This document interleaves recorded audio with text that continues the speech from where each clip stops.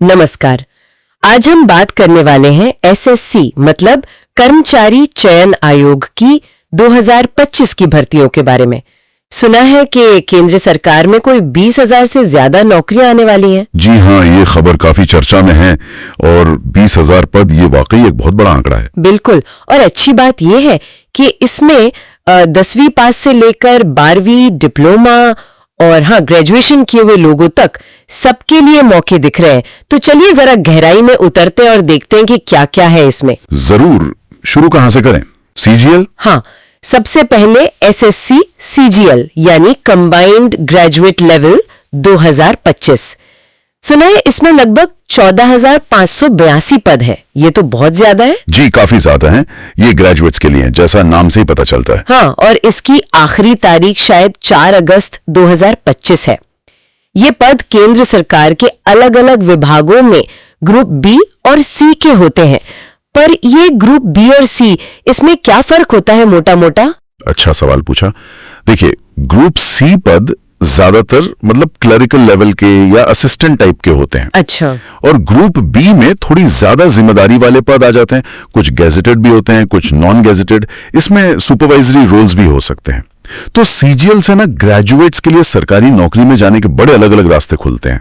पर हाँ, कौन सा पद किसके लिए ठीक है, इसकी पूरी जानकारी तो वेबसाइट ssc.gov.in पर ही मिलेगी। वो देखना जरूरी है। सही बात है। अच्छा, ये तो हुई ग्रेजुएशन वालों की बात। 12वीं पास वालों के लिए? हाँ, उनके लिए है SSC CHSL combined higher secondary level 2025। अच्छा, CHSL। इसमें कितने पद हैं लगभग? इसमें करीब 3,131 पद बताए जा रहे हैं, जैसे लोअर डिवीजन क्लर्क यानी LDC या फिर जूनियर सेक्रेटेरिएट असिस्टेंट और डेटा एंट्री ऑपरेटर भी। ओके, तो क्लरिकल और असिस्टेंट लेवल के रोल्स। और इसके लिए अप्लाई कब से कब तक कर सकते हैं? इसके लिए एप्लीकेशन पीरियड है 18 जुलाई 2025 से लेकर 19 अगस्त 2025 तक। एसएससी MTS मतलब मल्टीटास्किंग स्टाफ 2025 की भर्ती। MTS, हाँ सुना है इसके बारे में।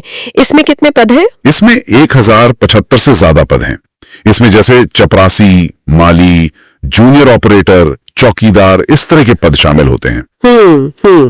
तो ये तो बहुत से लोगों के लिए दरवाजे खोल देता है सरकारी नौकरी के। बिल्कुल, और इसकी आखिरी तारीख 24 जुलाई 2025 है, तो टाइम का ध्यान रखना होगा। हाँ, वो तो है। अच्छा, अब मान लीजिए किसी के पास टेक्निकल क्वालिफिकेशन है, जैसे इंजीनियरिंग में डिप्लोमा या डिग्री, उनके लिए भी कुछ है? जी, उनके लिए एसएससी JE है, जूनियर इंजीनियर 2025। इसमें सिविल, मैकेनिकल, इलेक्ट्रिकल इन ब्रांचों के जूनियर इंजीनियर के पद होते हैं। अच्छा जी, इसमें कितने पद हैं? इसमें करीब 1,340 पद हैं। ये पद देश के इंफ्रास्ट्रक्चर डेवलपमेंट के लिए काफी महत्वपूर्ण होते हैं। हाँ, वो तो है। और इसके लिए अप्लाई करने की लास्ट डेट? लास्ट डेट है 21 जुलाई 2025 रात 11 बजे तक। तो टाइम का इसमें भी ध्यान रखना है।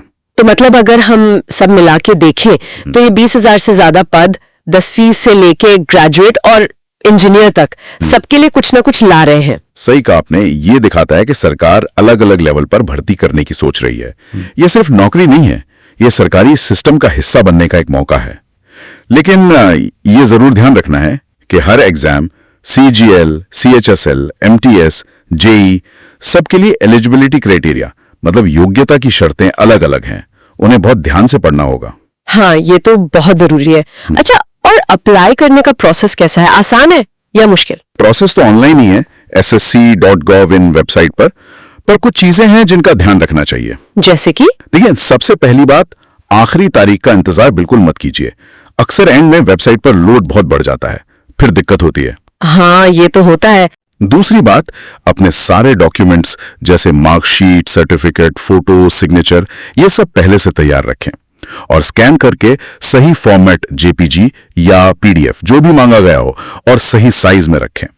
कई बार गलत फॉर्मेट या साइज से फॉर्म रिजेक्ट हो जाता है। ओह अच्छा, ये ध्यान रखने वाली बात है। जी, फॉर्म भरते समय हर डिटेल मतलब नाम, पता, मार्क्स सब कुछ बहुत ध्यान से भरें, डबल चेक कर लें।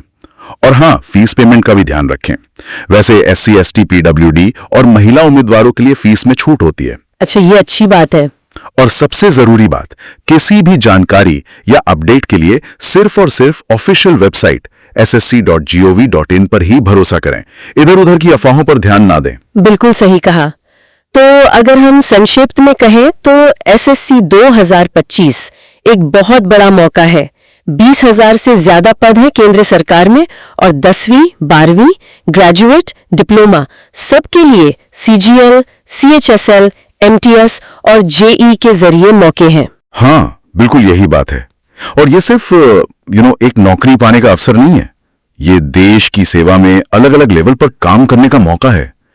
यहां एक बात और सोचने वाली है। क्या? कि सिर्फ ये देखना काफी नहीं कि आप एलिजिबल हैं या नहीं, ये भी सोचना चाहिए कि आपकी अपनी स्किल्स, आपकी रुचि, आपकी उम्मीदें किस तरह के सरकारी रोल से सबसे ज्यादा मेल खाती हैं।